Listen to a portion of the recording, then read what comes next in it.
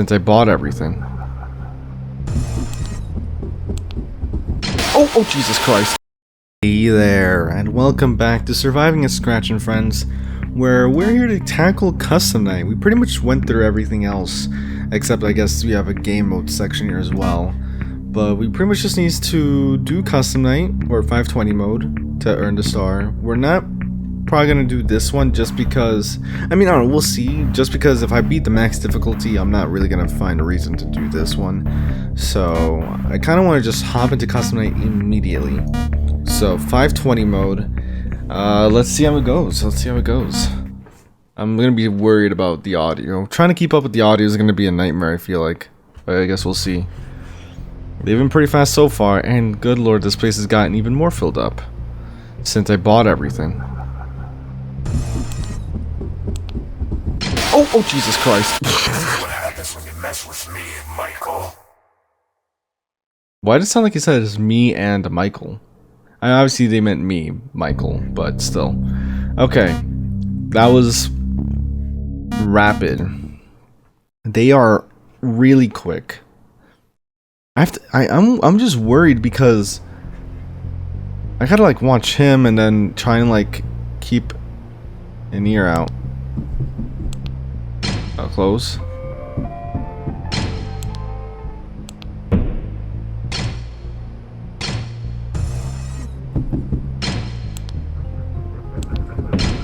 Jesus Christ. Like, do I even bother opening? Uh-oh. Nothing personal, pal. I'm just doing what I was assigned to do. Huh, some new jump scare things. Look, he's actually looking pretty nice now, but nothing personal. I'm just doing what I was assigned to do. Making it seem as though, so maybe, because I was thinking, like, are they all like possessed or something? But no, maybe, like, obviously sometimes they look pretty monstrous and everything, but what if you have Rotten Scratch, which is definitely possessed because it's literally a bloody suit, and maybe everyone else is being programmed to go after me? Kind of like, you know, because like, think about it, after all, the suit was the last one to be active, so it's kind of like, alright, you know, gotta do it myself since the robots aren't doing their thing. Also, I can't close the door. Like, I don't know how you're supposed to keep up with this, because power usage is rough in this game. It is rough. I am on night 7 on accident. Yeah, this one's gonna be a bit of a rough one, for sure. I'm just like trying to keep up with like the sound is where I'm gonna really struggle.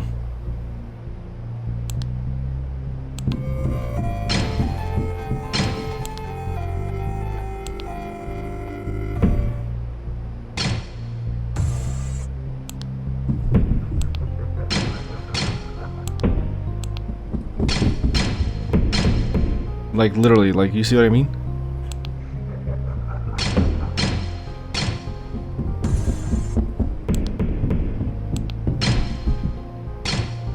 I can't... Can I even open the door? Can I even open the door? I have to be able to, surely. We can always... We can test it. You know what? Let's test it. Let's test it. Maybe you're just meant to close the door and keep it closed, because this is kind of ridiculous. Just look how often they go by. I'm curious to see how far your power goes, because the power really goes on.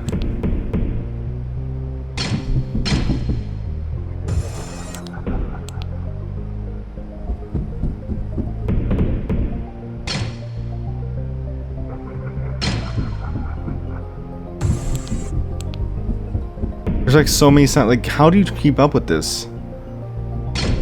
Uh-oh.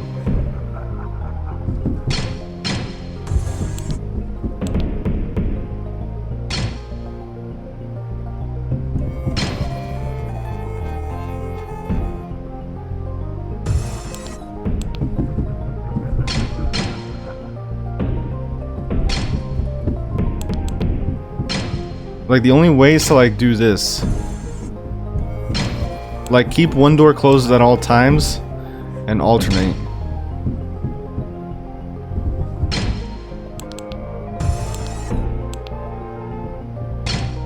Uh-oh.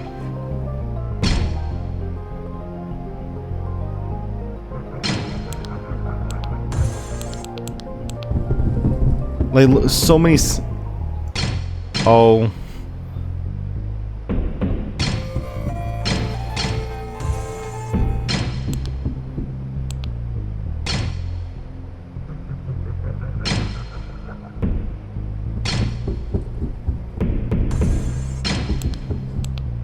Oh, I didn't. Okay, there we go.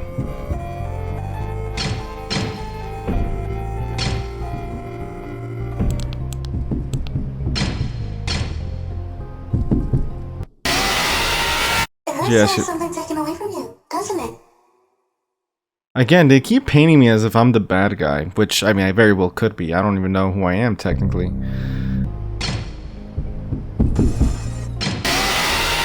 You should be more aware of your surroundings.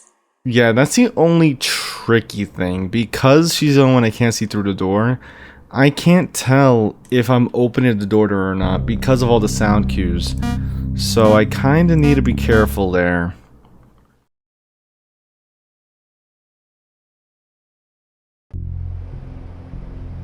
In other words, I can't get too greedy with the power.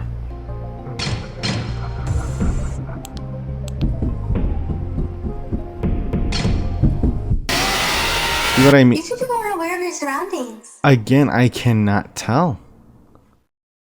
I could also check cameras, but the reason I'm not doing that is because that's going to chew so much out of my power. Or at least it's going to chew even more. But then again, I get, you know, better that than losing the night.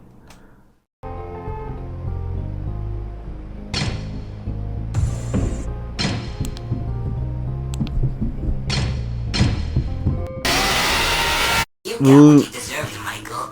Literally let him in. At the same time, you have one side of Scratch that's saying I got what I deserved, and on the other side, the regular side is like saying, you know, it's not, you know, don't hold it against me, right? I'm just doing what I was programmed to do. So is it, you know, spirits? Is it like rogue AI to some extent, or manipulated AI? What could it be?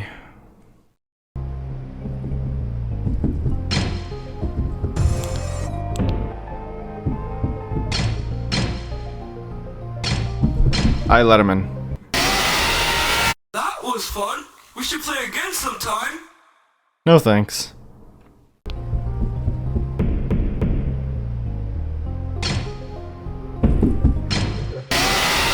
Of course. Backstabbing jerk.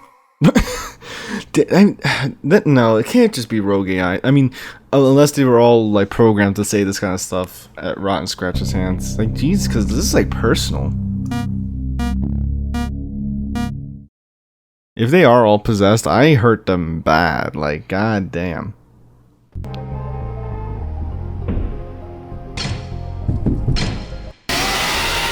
Well, I can't. nonetheless. I can't help myself. I can't help myself. I can barely tell she's there. Maybe I should check the cameras. Honestly, maybe I should.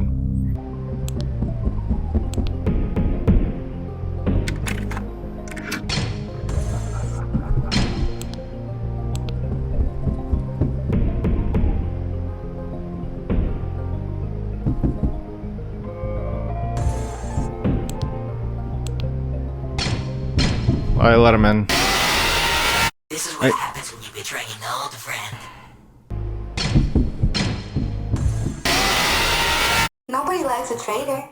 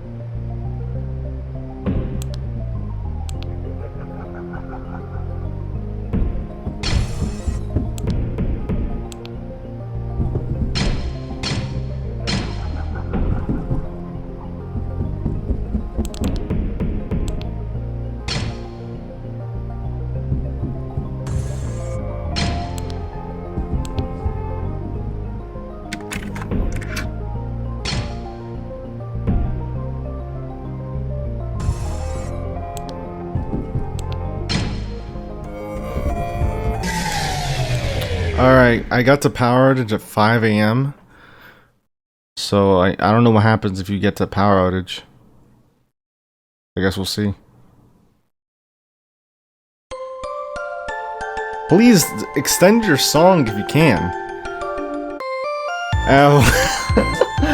Wow. I guess that's one way of doing it. 150? Yeah, that's not easy. That's not easy. I mean, I cheesed that.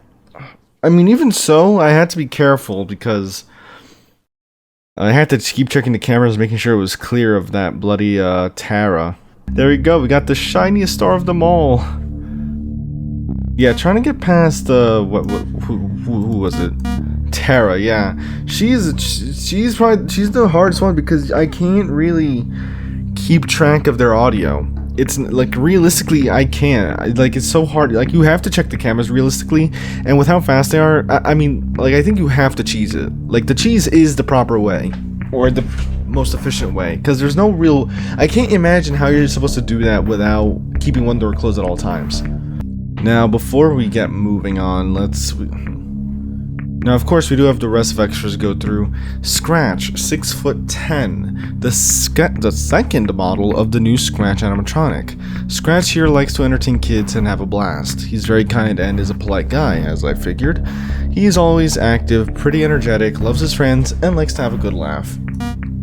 Gobo is 5'6", the first model of the new Gobo animatronic. Gobo is a hungry one. He is a messy eater and a bit of a clumsy fella. He is sweet, kind, and a bit of a soft guy. He really likes pizza, loves his friends, and likes to keep the children happy. Tara, 6'10", the first model. Tara likes to keep things clean. Clearly not, considering what she keeps doing to my face. Like, seriously? She likes to wash the dishes, mop the ground, and tell kids to stay clean and safe. She sometimes gets annoyed with Gobo's messy eating, and she really cares for her friends. Withered Pico, 6'8". Pico, right? We don't have, there's no other like regular Pico at all.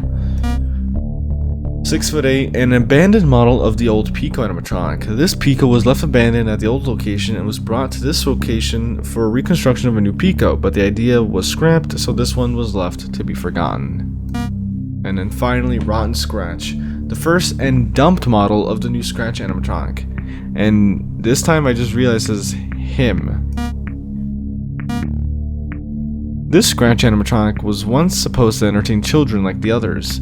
Instead, many were left traumatized from what happened that day. This animatronic was never put on stage again. So yeah, it seems like someone might have wore the suit trying to perform and it went badly. And for some reason we're being blamed. So I have to imagine this didn't happen too recently, or it had to have been somewhat recent. Otherwise, I mean, I guess depending on our age as well. Anyways, next we have jump scares. Prepare your ears. Oh, I can keep it mute. There's obviously Scratch, we saw. Gobo. Tara, we saw that one. Pico, we haven't seen that one. Rotten Scratch, and there's another two. Oh, I'm guessing this is for the, what's it called? This is if I get a power outage. And then another one from Rotten Scratch. Instead of just popping up, they just approach from the side. Okay, obviously we went through the game modes, cheats, fast nights, unlimited power, battery, and radar. And then finally, it leads us to the credits.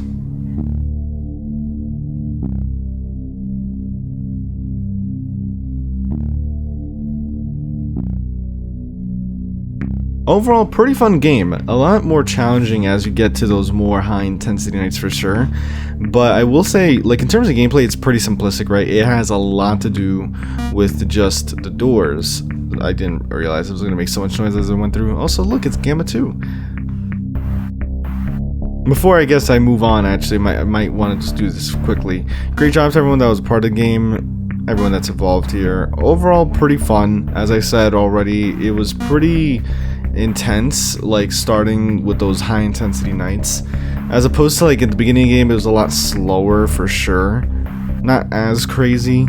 And so that's why, like, that first video I went through from nights 1 through 10, or 10 nights 1 through 7 pretty quickly. Like, I ended up cutting out a lot because a lot of the time I was just sitting there not saying anything because it was like I was waiting a lot, and I don't know, at the time I was kind of like zoned out in a way where I was just doing this and then just existing. So I ended up cutting out a lot of that blank space. But as you actually start getting to like night 6, night 7, then it actually starts getting intense. You have to really pay attention to all the sounds that are happening. And then with 520 mode, obviously, you can't even rely on sound anymore. It gets so intense to the point where you have to keep a door closed. It's the only real way you're gonna actually manage to keep up with everyone, just by having a door closed and then constantly managing the other one, trying to make sure that Tara isn't there watching. Honestly, if Tara wasn't in the game and was replaced with another, or if Tara's mechanic had the eyes involved, this would be way easier. Her mechanic alone makes 520 a lot more tricky because you can't, when you open the door, you can't tell if she's there. You know, obviously, if you open the door for any of them at the wrong time, you're still screwed. But with her, it's particularly tricky because you have no second chance if you open the door, right? If I open the door and she's there, I can't tell until she actually makes her move.